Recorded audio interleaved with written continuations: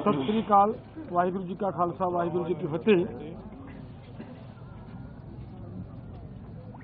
आप सबको बड़ी इंतजार थी कि प्रपोजल आई है, उसके ऊपर क्या किया है, क्या उसके बारे में कुछ तरह तरह के विचार चल रहे थे।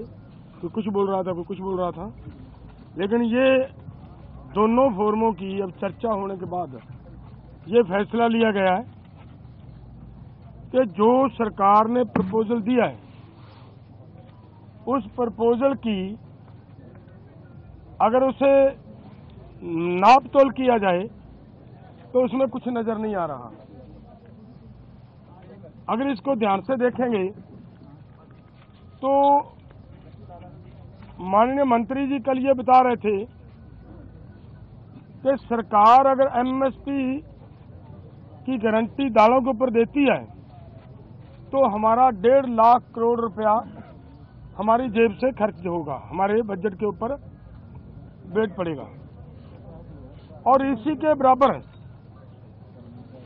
एक खेती माहर साउथ का प्रकाश कामारेड्डी जी के अनुसार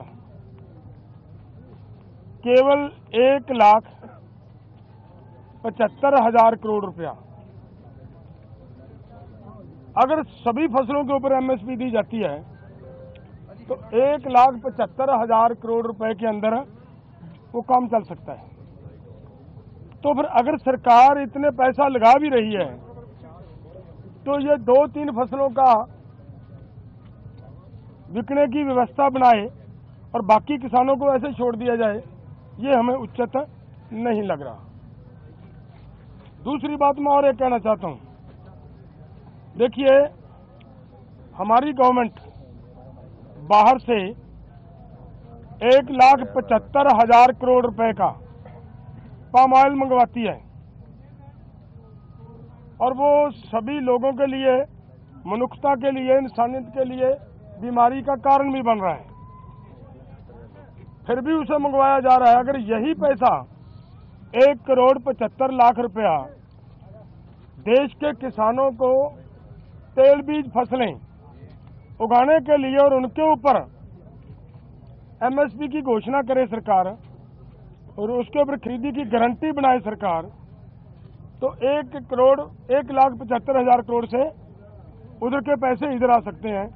तो मुझे कहीं पे भी ये नजर नहीं आ रहा कि सरकार के ऊपर कहीं से किसी तरह का बोझ पड़ रहा हो।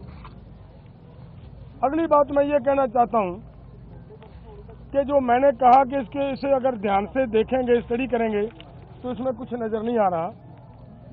उन्होंने ये कहा कि उन लोगों को, उन किसानों को हम दालों के ऊपर और क्रॉप्स के ऊपर जो हमने 6 क्रॉप्स लिए हैं 5 उनके ऊपर हम खरीदी की गारंटी करेंगे जो डाइवर्सिफिकेशन कर दूसरी क्रॉप्स को छोड़ेंगे। और मेरा इसमें कहने का मतलब है ये उन्हीं को देंगे जिन्होंने धान को छोड़कर मूंग को लगाया होगा। अगर जिन्होंने धान को छोड़कर मूंग को नहीं लगाया, अपने आप नेचुरल मूंग की बिजाई कर रहा है, उसकी खरीदी नहीं होगी। तो इसलिए इन सभी बातों से ये निकल कर आता है कि इसमें से कुछ किसानों को लाभ होने वाला नहीं है।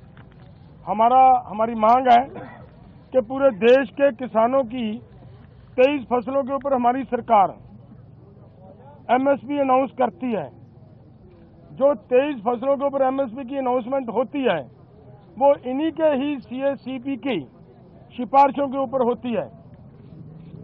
और जब वो देती है सरकार हमें सीएसीपी के अनुसार एमएसपी का मतलब होता है मिनिमम सपोर्ट प्राइस को और गहनता से उसकी पड़चोल करोगे तो उसका मतलब ये होता है कि कम से कम आपको जिंदा रखने के लिए, आपको स्टैंड रखने के लिए एक सपोर्ट दी जा रही है।